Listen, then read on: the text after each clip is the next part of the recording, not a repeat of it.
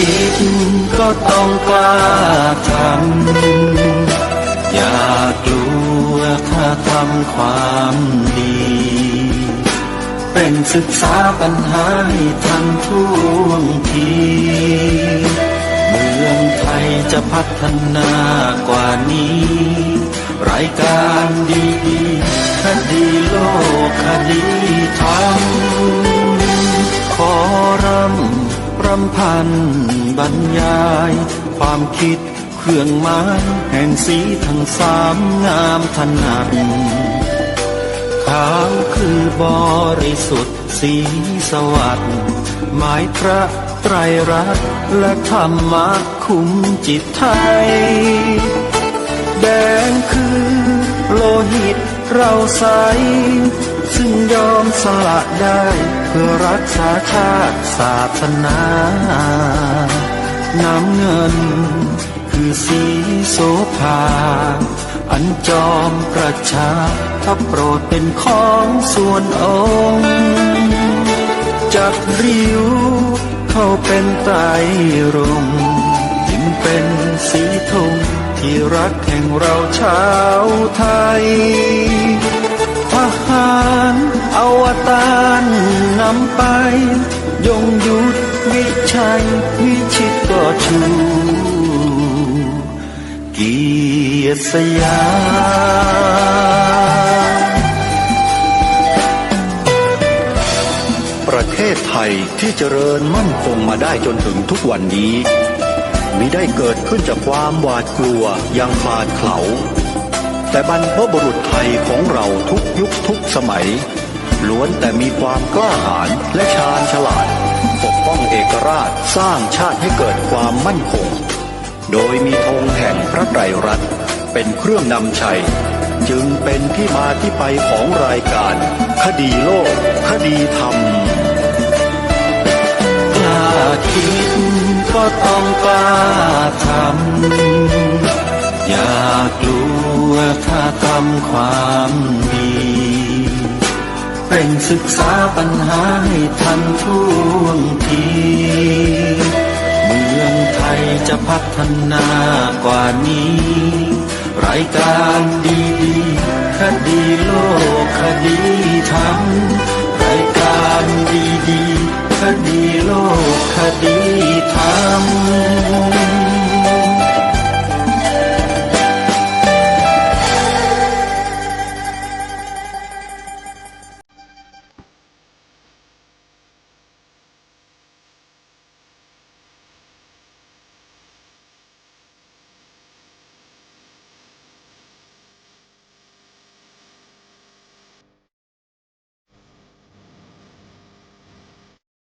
ขอกราบถวายความนอบน้อมแด่พระรัตนตรัยถวายความเคารพพระมหาเถระพระเถรานุเถระทุกท่านขอความสุขความเจริญในธรรมจงบังเกิดมีแด่ท่านสาธุชน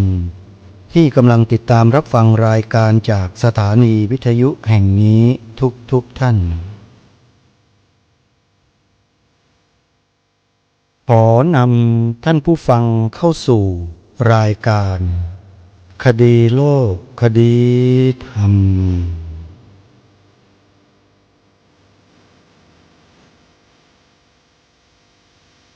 พบกันวันนี้วันขึ้น10 ค่ำเดือน 10วันนี้ตรงกับวันพฤหัสบดีที่12 กันยายนพระพุทธศักราช 2567 รายการคดีโลกคดีธรรมมาพบกับสาธุชนเป็นปกติทุกวันจันทร์ถึงวันศุกร์และวันเสาร์อาทิตย์ทางสถานีวิทยุแห่งนี้ท่านสามารถใช้โทรศัพท์มือถือระบบ Android ดาวน์โหลดแอปพลิเคชันเพื่อติดตามรับฟังรายการนี้ได้ทุกวันแอปพลิเคชันชื่อว่าวิทยุพุทธศาสนาทั่วไทยแอปพลิเคชันวิทยุพุทธศาสนาทั่วไทยนี้ รวบรวมสถานีวิทยุพระพุทธศาสนาแห่งชาติไว้ในที่เดียวกันมากถึง47สถานีทั่วไทยสาธุชนที่ต้องการติดตามรับฟังสถานีวิทยุในภูมิภาคต่างๆของประเทศไทยท่านสามารถดาวน์โหลดแอปพลิเคชันนี้เพื่อติดตามรับฟังสถานีวิทยุเหล่านั้นได้มีทุกภาคของประเทศไทยอยู่ในนี้ทั้งหมดวันนี้รายการคดีโลกคดีธรรมขอประกาศเชิญชวนศรัทธาสาธุชนชาวจังหวัด101แล้วก็จังหวัดใกล้เคียงไปร่วมงานธรรมสัญจรของโครงการพุทธธรรมนำสุขจัดขึ้นโดยคณะสงฆ์จังหวัด101ฝ่ายเผยแผ่มีรองเจ้าคณะจังหวัด101พระครูสุวรรณโพธาภิบาลเป็นประธานและท่านพระครูบุรพาธรรมบัณฑิตวัดหนองโมงบูรพารามเป็นคณะกรรมการจัดธรรมสัญจรไปยังสถานที่ต่างๆดังนี้เมื่อวันอังคารที่10กันยายน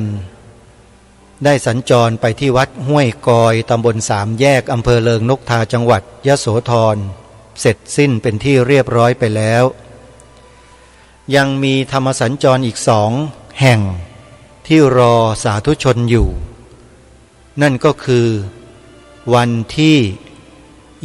25กันยายนณวัดศรีมงคลบ้านโป่งตำบลบุ่งเลิศอำเภอเมยวดีจังหวัด101และอีกครั้งหนึ่งวันที่10ตุลาคมสัญจรไปที่วัดหนองโมงบูรพารามตำบลรอบเมืองอำเภอหนองพอกจังหวัด101สาธุชนที่สนใจจะฟังธรรมสนทนาธรรมถามตอบธรรมะถ้าท่านพากันไปณสถานที่ดังกล่าวในวันดังกล่าวท่านจะไม่ผิดหวังเลยงานเขาเริ่มตั้งแต่9 นาฬิกาเป็นต้นไปสาธุชนช่วงออกพรรษาเป็นบุญประเพณีของชาวพุทธของเราทำมาทุกปีและเป็นบุญประเพณีที่ทำให้พระพุทธศาสนาได้สืบสานมาจนถึงทุกวันนี้ได้แล้วถ้าหากเราร่วมแรงร่วมใจกันรักษาบุญประเพณีนี้กันไว้ต่อเนื่องศาสนาพุทธในประเทศไทยของเราก็ยังคงมั่นอยู่อย่างนี้ตลอดไปนั่นก็คือบุญกฐินทั้งปวงไม่ว่าจะเป็นกฐินหลวงกฐินราชจุลกฐินเป็นกฐินสามัคคีหรือกฐินอะไรก็แล้วแต่เป็นบุญใหญ่เป็นสังฆกรรมที่หมู่สงฆ์จะต้องลงกันทุกรูปในการกรานกฐินหลังจากที่อยู่จำพรรษากันในพระอารามครบไตรมาสเรียบร้อยแล้วหลังจากออกพรรษาก็จะมีบุญกฐินไปถวายกันณพระอารามต่างๆทั่วราชอาณาจักรในช่วงดังกล่าวนี้ประเทศไทยเราจะมีเงินสะพัดกันทั่วทั้งแผ่นดินจำนวนหลายหมื่นล้านบาทไม่ใช่น้อยเลยท่านผู้ฟังหลายหมื่นล้านบาทเป็นบุญกฐินล้วนๆถ้ากล่าวถึงตัวเลขเช่นนี้ก็หมายความว่าบุญประเพณีของพระพุทธศาสนาเนี่ยทำให้เศรษฐกิจของประเทศไทยเราเดินไปได้คงอยู่ได้แล้วก็สามารถที่จะดำเนินการต่อไปได้ไม่มีวันจะสะดุดและล้มลงบุญกฐินไม่ได้ทำให้ใคร หน่วยงานใดองค์กรใดได้รับความเสียหายเลยไม่มีแต่จะสร้างความเจริญให้เกิดขึ้นทั้งทางด้านกายภาพและทางด้านจิตภาพคนที่บริจาคคนที่ทำบุญก็มีความสุขปราบปลื้มปิติยินดีผู้ที่ได้รับอานิสงส์แห่งบุญก็มีกำลังจิตกำลังใจที่จะสานต่องานบุญประเพณีสืบสารพระศาสนาของชาติบ้านเมืองต่อไปได้อีกนานแสนนานเพราะฉะนั้นขอให้พวกเราเหล่าพุทธบริษัทได้ร่วมแรงแข็งขันร่วมกันเป็นเจ้าภาพบุญกฐินสามัคคีปีนี้ด้วยกันเหมือนเดิมในปีนี้ทางรายการขอแนะนำวัดที่จะเชิญชวนสาธุชนไปร่วมกันเป็นเจ้าภาพถวายผ้ากฐินมีดังนี้วัดป่าจริยธรรมอยู่ที่ตำบลนาดอกคำอำเภอนาด้วงจังหวัดเลยบุญกฐินปีนี้สร้างมหาอุโบสถของวัดป่าจริยธรรมสร้างมาก็หลายปีแล้วแต่ติดปัญหาเศรษฐกิจโควิดเข้ามาเป็นอุปสรรคปัญหาทำให้งานสะดุดลงไปจำนวนมากในปีนี้ทางเจ้าอาวาสพระครูจริยสารธรรมตั้งใจที่จะสร้างมหาอุโบสถให้คืบหน้าให้ได้จึงฝากความหวังไว้กับญาติโยมสาธุชนที่ติดตามรับฟังรายการนี้แหละจะได้ร่วมด้วยช่วยกันคนละไม้คนละมือทำให้มหาอุโบสถวัดป่าจริยธรรมนั้นเป็นรูปเป็นร่างขึ้นมาในปีนี้กันให้ได้ญาติโยมใครจะร่วมเป็นเจ้าภาพบุญกฐินวัดป่าจริยธรรมปีนี้นะจดหมายเลขโทรศัพท์เพื่อจองเป็นเจ้าภาพได้ตั้งแต่บัดนี้เป็นต้นไปโทรศัพท์ไปที่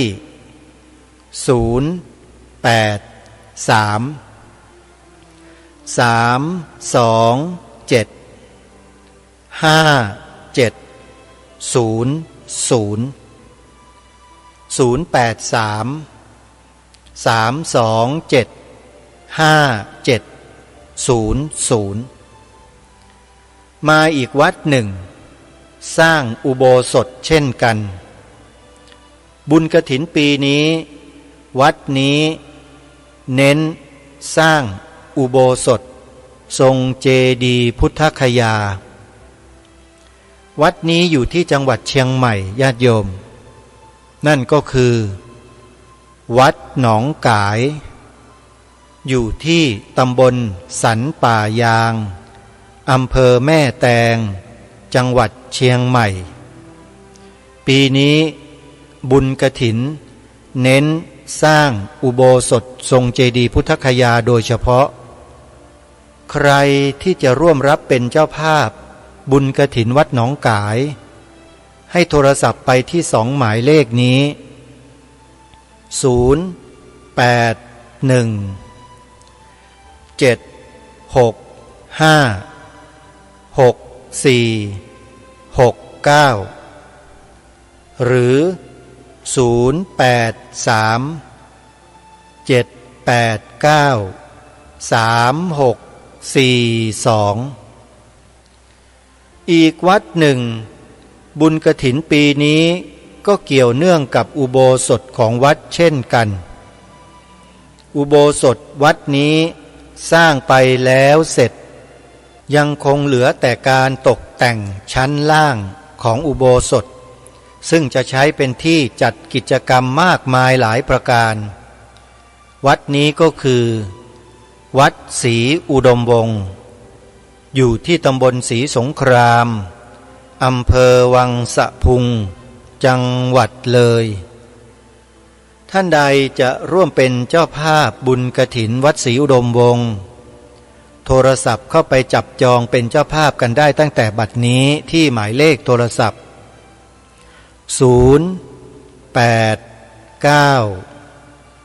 8 ว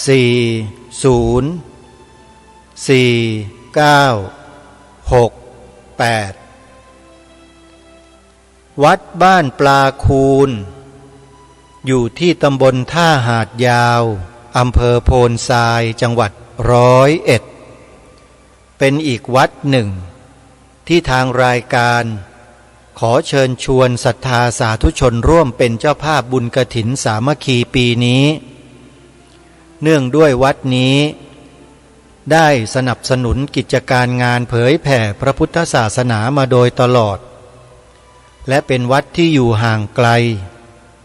ผู้คนที่อยู่ต่างถิ่นจะไปกันน้อยเพราะฉะนั้นเมื่อเป็นโอกาสที่เราจะได้ร่วมสนับสนุนทำบุญกับวัดที่ท่านทำงานแต่อยู่ในถิ่นธุรกันดารแล้วขอแนะนำวัดบ้านปลาคูนแห่งนี้นะโยมนะวัดบ้านปลาคูนตั้งอยู่ที่ตำบลท่าหาดยาวอำเภอโพนทรายจังหวัด101สามารถโทรศัพท์เข้าไปจองเป็นเจ้าภาพบุญกฐินได้ที่หมายเลขโทรศัพท์081-183-9690ที่จังหวัดกาฬสินธุ์มีวัดอยู่2 แห่งที่ทางรายการแนะนำให้มีส่วนร่วมเป็นเจ้าภาพบุญกฐินปีนี้นั่นก็คือวัดอารามมงคลและวัดสวนป่าดอนยานางทั้ง2 วัดนี้ตั้งอยู่ที่อำเภอยางตลาดจังหวัดกาฬสินธุ์สำหรับวัดอารามมงคลนั้นเป็นบุญกฐินเพื่อการศึกษาพระภิกษุสงฆ์สามเณรเพราะวัดนี้เป็นสำนักเรียนพระปริยัติธรรมแผนกสามัญได้รับลูกหลานของญาติโยมที่ไม่มีโอกาสทางการศึกษาเนี่ยเข้ามาบรรพชาเป็นสามเณรแล้วมาเรียนสายสามัญอยู่ในวัด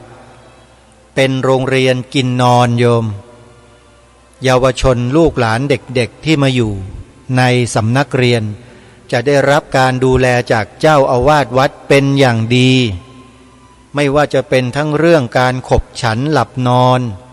กิจกรรมกิริยาอาการมารยาทสอนธรรมะเยอะแยะได้ประโยชน์ตลอดเลย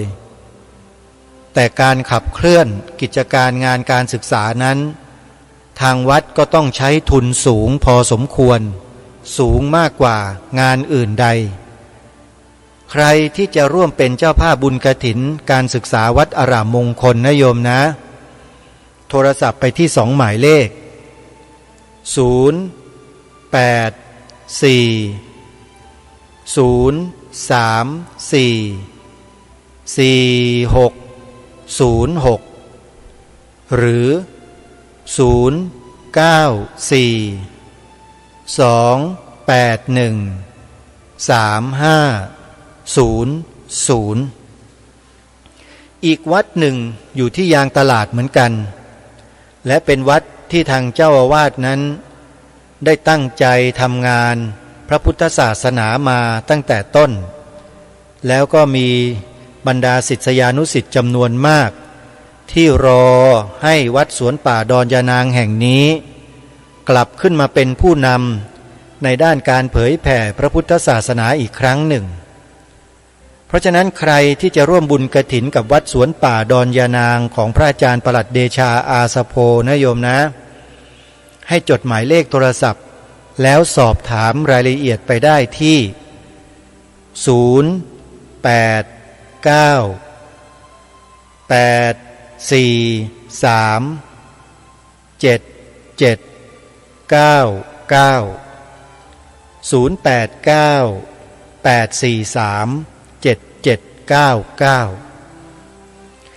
มาที่จังหวัดสุพรรณบุรี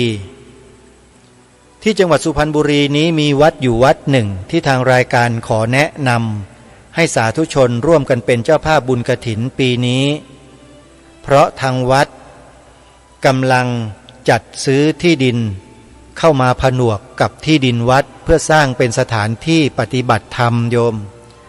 ใครจะร่วมเป็นเจ้าภาพบุญกฐินสามัคคีปีนี้ได้บุญเยอะเลยวัดนี้ก็คือวัดสามชุกอยู่ที่ตำบลสามชุกอำเภอสามชุกจังหวัดสุพรรณบุรีสาธุชนที่ต้องการจะร่วมเป็นเจ้าภาพบุญกฐินวัดสามชุกโทรศัพท์ไปที่หมายเลข089008462อีกวัดหนึ่งท่านสาธุชนที่ทางรายการขอแนะนำเป็นวัดที่อยู่ในเมืองเชียงใหม่แต่เป็นวัดที่ใจกว้างเป็นวัดที่เสียสละเจ้าอาวาสเป็นจิตอาสา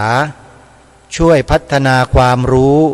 ให้กับบรรดาสาธุชนที่ติดตามรับฟังรายการทางสถานีวิทยุของทางวัดให้ได้รู้เหตุการณ์สถานการณ์กิจกรรมต่างๆของพระพุทธศาสนาภายในจังหวัดเชียงใหม่วัดวาอารามต่างๆก็ได้วัดนี้แหละคอยถ่ายทอดกิจกรรมออกอากาศสดให้ขอเชิญชวนสาธุชนร่วมเป็นเจ้าภาพสนับสนุนการทำงานด้วยความเสียสละให้แก่วัดนี้ด้วยกันนั่นก็คือวัดฝายหินอยู่ที่ตำบลสุเทพอำเภอเมืองจังหวัดเชียงใหม่ขอเชิญญาติโยมชาวจังหวัดเชียงใหม่ได้ไปร่วมกันเป็นเจ้าภาพบุญกฐินวัดฝายหินกันเด้อโยมเน้อท่านใดจะร่วมเป็นเจ้าภาพโทรศัพท์ไปสอบถามรายละเอียดและแสดงความจำนงได้ที่หมายเลข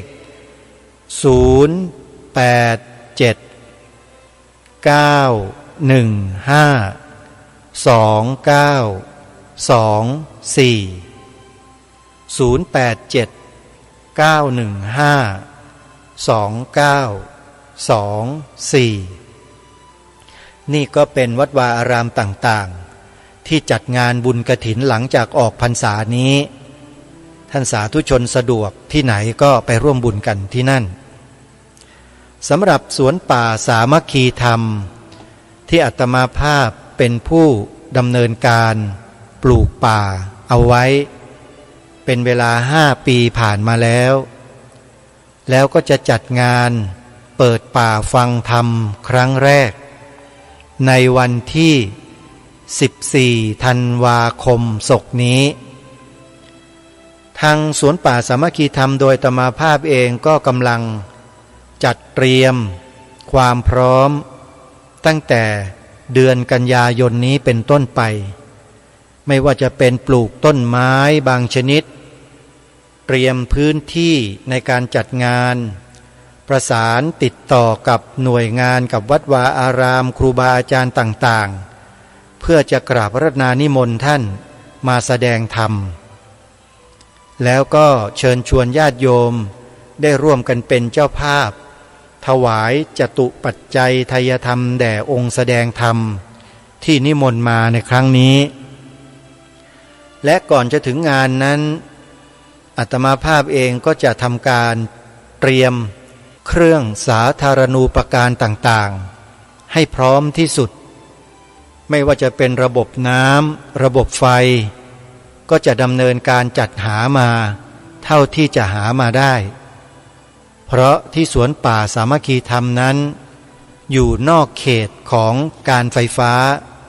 จึงไม่สามารถที่จะขอไฟและต่อเข้ามาใช้งานได้ต้องรอการขยายเขตก่อนญาติโยมตอนนี้เขายังไม่ขยายมา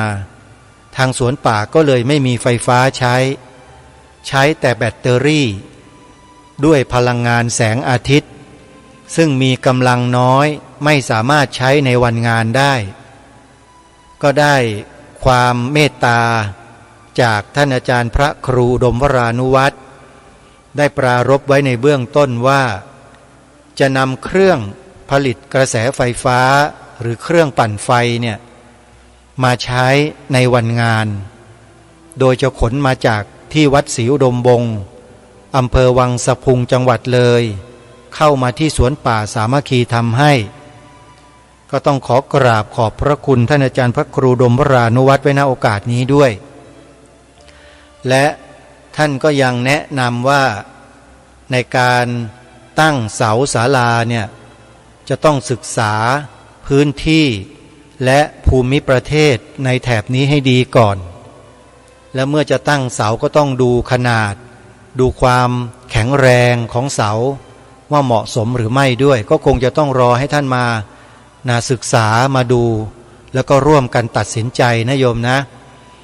แต่ที่แน่ๆก็คือเราจะได้เสาได้อุปกรณ์ต่างๆมาเตรียมความพร้อมเนี่ยก็จะต้องใช้ปัจจัยทั้งนั้นโยมอาตมาภาพก็ได้แต่ประกาศหาเจ้าภาพซึ่งจะได้มากหรือน้อยอันนี้ไม่ทราบจริงๆเพราะโยมที่ปวารณาไว้นั้นก็ยังไม่ได้ติดต่อไม่ได้พูดคุยอะไรกันมากเพียงปรารภไว้เฉยๆว่าจะจัดงานนะโยมนะซึ่งคุณโยมก็ไม่ได้โทรศัพท์มาสอบถามอะไรคิดว่าน่าจะให้ญาติโยมสาธุชนทั่วๆไปพวกเรานี้แหละที่ติดตามรับฟังรายการกันอยู่ถ้าหากว่ามีความสามารถมีกำลังจะรับเป็นเจ้าภาพในส่วนต่างๆที่ทางสวนป่าสามัคคีธรรมจะดำเนินการนั้นก็จะเป็นความยินดีอย่างยิ่งสำหรับอาตมาภาพนะโยมนะถ้าหากท่านใดจะร่วมสนับสนุนการจัดเตรียมงานเตรียมสถานที่กับทางสวนป่าสามัคคีธรรมโดยการโอนปัจจัยเข้ามาสนับสนุนอาตมาภาพก็สามารถทำได้โดยท่านสามารถร่วมสนับสนุนเข้ามาที่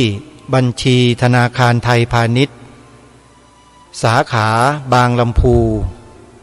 เลขบัญชี114-214-9897ชื่อบัญชีพระประหลัดนรงฤทธิ์อาตมาภาพดำเนินการด้วยตัวเองนะโยมนะแล้วก็มีลูกศิษย์ลูกหาคอยช่วยกันใครที่จะเป็นเจ้าภาพขุดน้ำขุดบ่อนะโยมขุดบ่อก็รออยู่นะการเป็นเจ้าภาพขุดบ่อน้ำเนี่ยถือว่าได้อานิสงส์บุญเยอะมากๆเลยก็ไม่รู้เหมือนกันว่าผู้ที่ต้องการจะรับเป็นเจ้าภาพเนี่ยได้ฟังรายการอยู่หรือเปล่าแต่ถ้าหากไม่ได้ฟังมีใครที่ทราบที่รู้ว่าต้องการที่จะเป็นเจ้าภาพนะใครก็ตามช่วยแจ้งช่วยบอกกันไปนะโยมนะอาตมาภาพจะขุดบ่อเดียวบริเวณที่จัดงานนั่นแหละเพราะน้ำทุกวันนี้ก็ไม่พอใช้อยู่กลัวว่าวันจัดงานถ้าไม่มีบ่อน้ำเพิ่มงานก็คงจะลำบากกันนิดหนึ่งก็เลยจะขุดบ่อเพิ่มอีกสัก1 บ่อแล้วใครจะเป็นเจ้าภาพถังน้ำแล้วก็แท่นวางถังน้ำระบบท่อน้ำก๊อกน้ำอะไรต่างๆเนี่ยที่จะต้องใช้ปัจจัยใช้เงินอยู่ก็ภาวนาไว้ญาติโยมขอเชิญได้โทรศัพท์มาสอบถามและร่วมบุญกับอาตมาโดยตรงที่หมายเลข094-662-6935ขออนุโมทนาบุญทุกท่านทีนี้เข้ามาสู่เนื้อหาสาระของรายการที่ได้เตรียมไว้ต่อเนื่องจากครั้งที่แล้วบทคำนำในการพิมพ์ครั้งที่3อ่านมาถึงจุด1วรรค1ก็ปรากฏว่าไม่จบเลยหยุดรายการไปและเดี๋ยววันนี้จะขออ่านซ้ำในวรรคนั้นนะโยมนะจนกระทั่งจบการพิมพ์ครั้งที่3นี้เลยคราวก่อนเราได้ฟังบทคำนำของท่านเจ้าคุณพระราชกวีอ่ำที่ท่านได้พูดถึงเรื่องไทยและของไทยที่ไทยตั้งไว้คือคำไทยชื่อไทยทั้งหลายทั้งปวงไม่ว่าจะเป็นชื่อเกี่ยวกับขนมชื่อเกี่ยวกับอุปกรณ์ทำนาชื่อเกี่ยวกับอุปกรณ์บวงสรวงทำบุญต่างๆเหล่านี้ขนมไทยอย่างเนี้ยเป็นชื่อไทยๆทั้งหมดแต่ไม่ได้ถูกให้ความสำคัญแล้วก็ไม่ได้ถูกนำไปขึ้นชั้นในการเป็นแบบเรียนให้กับคนไทยด้วยกันแต่นักการศึกษาไทย ไปนำเอาของฝรั่งมาขึ้นแทนท่านว่าอย่างนั้นอันนี้ก็คือความรู้สึกของผู้ที่มีความตั้งใจในการทำงานรักษาความเป็นไทยเมื่อมาเจอในลักษณะเช่นนี้ท่านก็ต้องแสดงให้เราเห็นให้เรารู้สึกร่วมกับท่านว่าของไทยของเรามีอยู่กำเนิดขึ้นมาได้อยู่นานแสนนานแต่ไม่ได้ถูกยกขึ้นชั้นถูกกลบเกลื่อนปกปิดไว้หมดเลยนี่คือสิ่งที่ท่านสะท้อนให้เราเห็นว่าความเป็นไทยในประเทศไทยของเรานั้นเป็นอย่างไรทีนี้เรามาดูในวรรคต่อไปว่าท่านได้เขียนถึงอะไรและอย่างไรอีกส่วนหนึ่งคือลายสื่อไทยและลายไทยซึ่งเป็นชื่อสิ่งที่ไทยทำและตั้งชื่อไทยใช้เรียกชื่อและรู้จักกันมาเฉพาะลายสื่อไทยได้ปรากฏชื่อในจารึกหลักที่หนึ่งซึ่งพ่อขุนรามคำแหงมหาราชทรงอ้างเรียกชื่อไว้แล้วตั้งแต่ปีพระพุทธศักราช 1826 แต่ไทยต่อมาไม่ยอมใช้จึงเท่ากับเลิกใช้ไปโดยธรรมดาที่ทรงใช้ว่าลายสื่อไทยอาจหมายถึงทั้งตัวเมืองตัวบ้าน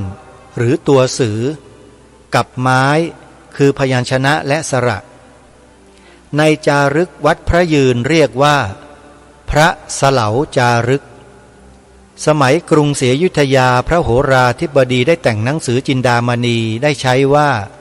อักษรและสารซึ่งเป็นชื่อทั้งสระและพยัญชนะจากนั้นไม่เห็นชื่อว่าลายสื่อไทยแต่ก็ได้พบชื่อไทยขึ้นอีกชื่อหนึ่งคือหนังสือหรือตัวหนังสือและตัวเลขคำชื่อว่าหนังสือและหนังสือไทยนี้ไม่รู้ว่ามีขึ้นเมื่อไหร่ครั้นได้พบตัวรูปหล่อด้วยโลหะในหนังสือ Ancient Indonesian Art อันเป็นโบราณวัตถุณอินโดนีเซียซึ่งจัดทำโดยดร. A.J. Burnett Kempers ได้กล่าวว่าก่อนสมัยฮินดูก็คงก่อนปีพระพุทธศักราช 1000 ซึ่งช่างสมัยนั้นได้หล่อเป็นรูปคนและทำรูปตัวหนังสือไว้บนหัวเข้าใจว่าเดิมคงเอาหนังแกะสลักเป็นตัวหนังและแกะเป็นตัวหนังสือไว้บนหัวจึงเอาเชิดสอนแต่ตัวหนังนั้นๆคงผุพังไปหมดที่เอาโลหะหล่อเป็นรูปไว้นี้ได้คงทนมาให้พบเห็นจึงทราบได้จากนั้นมาชื่อว่าลายสื่อไทยจึงเป็นชื่อหนังสือไทยหรือตัวหนังสือไทยที่ใช้ชื่อว่าอักษรใช้มาตั้งแต่สมัยอยุธยาส่วนที่ยกไปให้อินเดียนั้นปีพระพุทธศักราช 2413 หมอสมิธได้พิมพ์คำโครงยกให้ไว้ว่าอักษรไทยอย่างนี้เดิมพราหมณ์พระพุทธศักราช 2467 ถึง 72 โปรเฟสเซอร์ยอร์ชเซเดว่าคล้ายอักษรอินเดียใต้ครั้นมีการแต่งตำนานประวัติจารึกและหนังสือไทยได้ใช้ชื่อว่าอักษรไทยภาษาไทยพระพุทธศักราช 2504 ในข้อเขียนและเอกสารตีพิมพ์จึงมีแต่คำชื่อว่าอักษรภาษาซึ่งเป็นคำสันสกฤตจึงเป็นของอินเดียนอย่างที่จะเถียงไม่ได้เลยพร้อมกับเป็นศาสตร์วิทยาอีกด้วยจึงเกิดเป็นอมตะไปแล้วแต่ว่ายังมีคำชื่อไทยว่าตัวหนังสือไทยเช่นหนังสือพิมพ์ซึ่งยังไม่ได้เปลี่ยนไปถ้าเปลี่ยนคงจะต้องใช้ว่าอักษรพิมพ์หรือว่าพิมพ์อักษรแต่ก็ยังไม่ได้เปลี่ยนจึงยังมีชื่อว่าตัวหนังสือไทยกับทั้ง สระที่ยังไม่ได้เปลี่ยนซึ่งยังมีชื่อว่าไม้อย่างปัจจุบันทั้งหมดจึงยืนยันชื่อเดิมของไทยอันพออ้างได้ว่าเป็นของไทยมาแต่โบราณและแม้ว่าลายไทยหรือลวดลายเส้นไทยอันเป็นลายสีมีลายทองคำเป็นแบบอยู่ด้วยที่มีชื่อตั้งว่าจิตรกรรมฝาผนังแต่ใช้เป็นอังกฤษว่า mural painting คำว่า painting นี้ใครๆก็รู้ว่าเขียนสีหรือทาสีไม่มีทองคำตามของฝรั่งทุกชาติลวดลายไทยมีลายสีและลายทองคำซึ่งใช้ทองคำละลายน้ำประสานเขียนเป็นลายทองคำได้และเป็นลายรดน้ำเป็นลายปิดทองคำเปลวฉะนี้ลวดลายจิตรกรรมฝาผนังไทยจึงเป็นพิเศษศิลปะกว่าเมื่อมีชาวอื่นมาชมจิตรกรรมไทยได้บอกนักนิเทศให้ใช้คำชื่อว่าลายไทยหรือลวดลายไทยเขาไม่ยอมทุกคนอธิบายว่ากลัวว่าฝรั่งเขาฟังไม่รู้เรื่องได้บอกเขาว่าทำไมไทยไปเรียนของเขาจึงรู้เรื่องไทยจะเอาของไทยให้เขารู้เรื่องบ้างถ้าไม่ได้ก็อย่าไปบอกพวกโง่ๆทั้งนี้เลยฝรั่งผู้นั้นคงฟังคำไทยออกจึงยิ้มและอย่างนี้ยังมีอยู่อีกหลายอย่างเช่นมวยไทยเพลงไทยรำไทยขนมไทยซึ่งมีชื่อเป็นวิชาการตลอดเฉพาะคือมวยไทยคนไทยไม่ยอมรับใช้ชื่อไทยทั้งไม่ยอมรับว่าเป็นของไทยมีโฆษกผู้หนึ่งเล่าว่าเป็นของจีนลุ่มแม่น้ำฮวงโห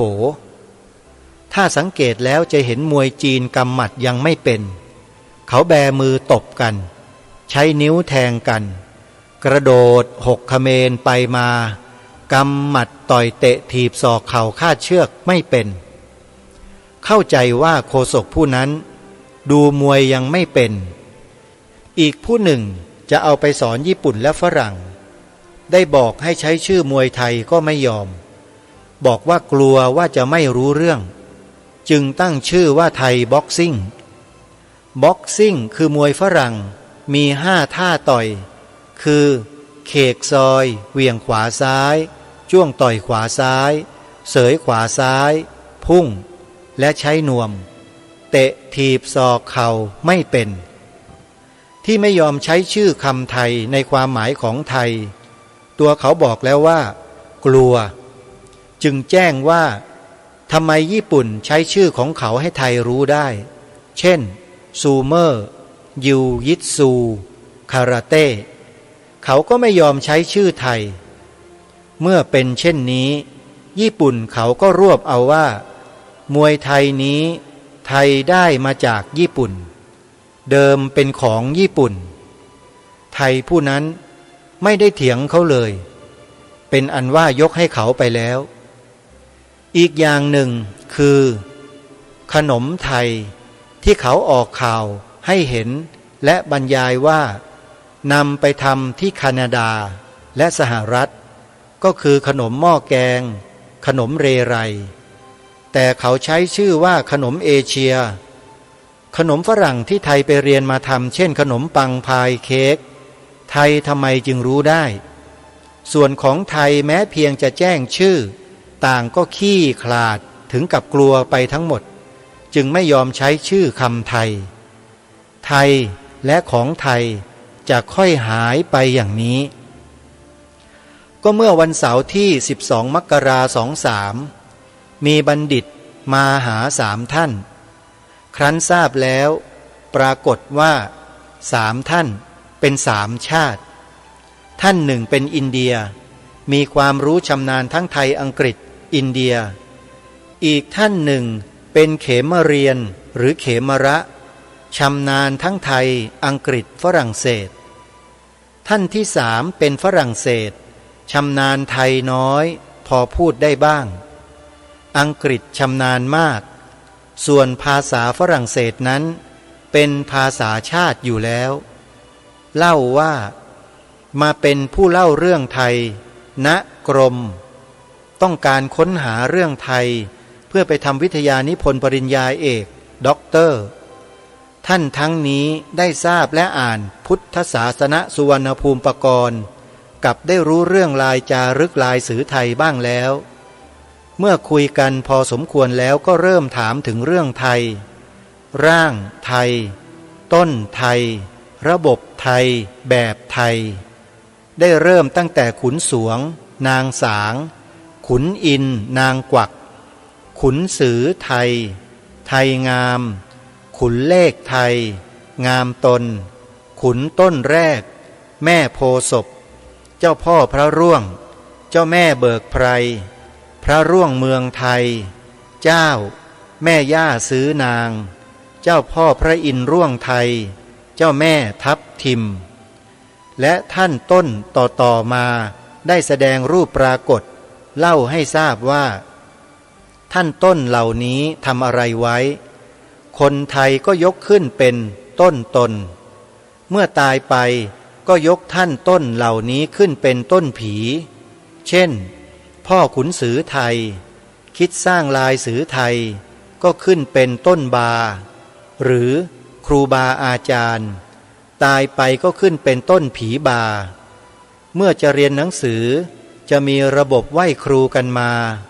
ระบบนี้จึงเป็นแบบไทยตลอดไปเพราะมีไทยชาติเดียวที่ทำกันมาเมื่อเล่าจบตอนท่านบัณฑิตอินเดียก็เล่าเป็นภาษาอังกฤษที่ปลื้มใจมากก็คือท่านระบุชื่อคำไทยเช่นขุนสวงนางสางลายสือไทยขุนสือไทยคุณหญิงไทยงามแม้ลายสือไทยเช่นตัวกอในชื่อไทยว่ากอไผ่คอว่าชื่อคอได้หยิบรูปขุนสวงนางสางเป็นรูปเปลือยและทำมือตีนเป็นแผ่นและรูปท่านต้นอื่นๆก็ได้ชี้ให้ดูทั้งได้อธิบายให้ฟังถึงสิ่งที่ได้กระทำไว้แล้วได้สร้างรูปเป็นที่เคารพบูชาซึ่งไทยว่าบำบวงบวงสรวงซึ่งต่างได้ยอมรับว่ารู้จักไทยแท้จริงขึ้นและเรื่องอย่างนี้ไม่เคยฟังทั้งรูปเคารพอนุสาวรีย์ทั้งนี้ก็ไม่เคยเห็นเสียดายว่าต้องกลับไปตามกำหนดจะมาอีกในเดือนพฤษภาคมจะมาขอถ่ายรูปเพื่อไปทำวิทยานิพนธ์ปริญญาเอกจะทำเรื่องไทยลายสือไทยและคนชาติไทยจึงมีความเห็นว่าฝรั่งเขามาศึกษาค้นคว้าไทยไทยก็เอาที่ฝรั่งเขียนไว้เล่าให้ฝรั่งฟังความจริงเขารู้แล้วกลับไปเรียนที่เขาดีกว่าจึงเที่ยวไปหาตามวัดบ้างตามสนามพระบ้านตามตลาดขายพระบ้างพอพบเห็น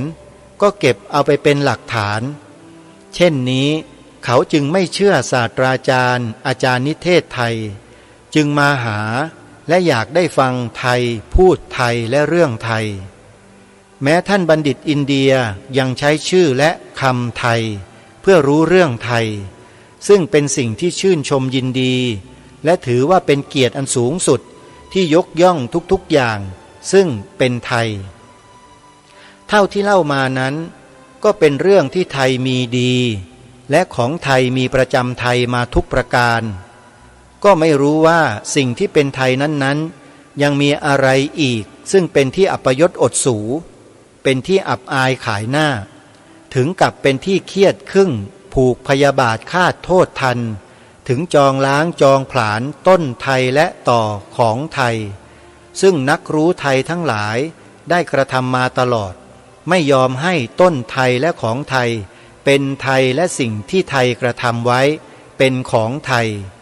ได้รุนไทยเข้าไปซุกแขกแทรกจีนจึงมีชื่อว่า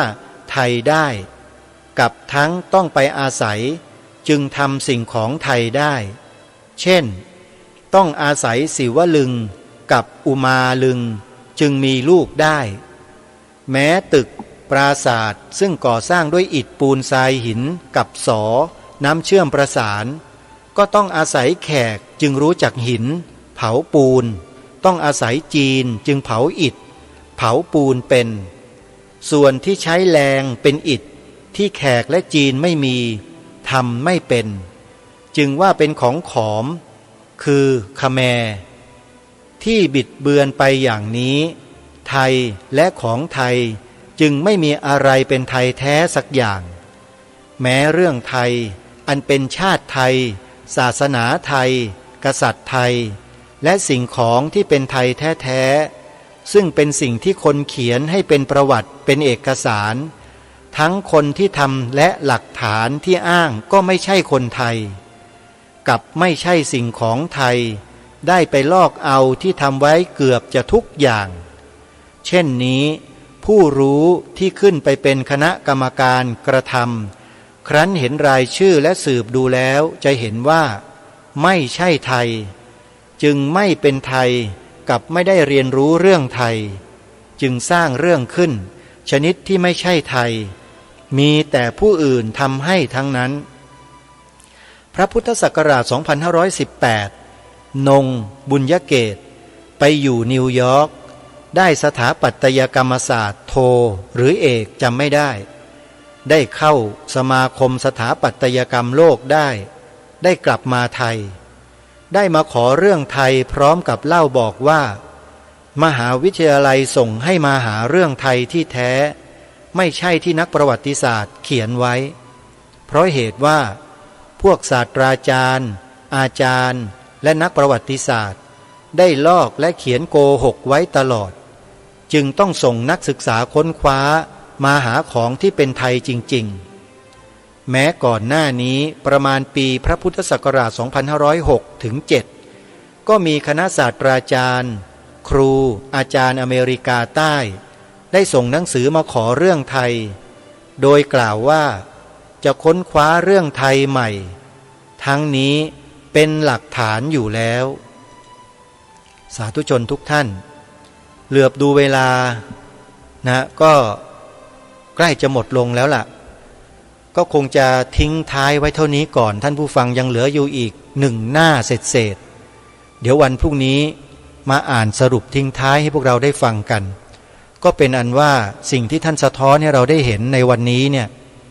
ยืนยันชัดเจนเลยว่าสิ่งที่เป็นแบบไทยๆของไทยแท้ๆเนี่ยไม่ได้รับการส่งเสริมไม่ได้รับการยกย่องแล้วก็ไม่ได้ถูกยกให้ขึ้นเป็นชั้นที่สำคัญแต่กลับไปเอาของแขกของฝรั่งของจีนมากลบมาเกลื่อนของไทยเรานี่คือสิ่งที่ท่านได้กล่าวไว้เขียนไว้ในบทคำนำการพิมพ์ครั้งที่3นี้แล้วเดี๋ยววันพรุ่งนี้เรามาฟังกันต่อว่าในช่วงท้ายท่านจะสรุปให้เราอย่างไรสำหรับวันนี้เวลาของรายการหมดแล้วท่านผู้ฟังต้องขอสมมุติยุติไว้ได้เพียงเท่านี้ขอความสุขสวัสดีในธรรมแห่งองค์สมเด็จพระบรมศาสดาสัมมาสัมพุทธเจ้าจงปรากฏเกิดมีขึ้นในจิตใจของท่านผู้ฟังทุกท่านทุกคนเทินขอเจริญพรกล้าคิดก็ต้องกล้าทำอย่ากลัวถ้าทำความดีเร่งศึกษาปัญหาให้ทันท่วงทีเมืองไทยจะพัฒนากว่านี้รายการดีๆคดีโลกคดีธรรมขอรำพันบรรยายความคิด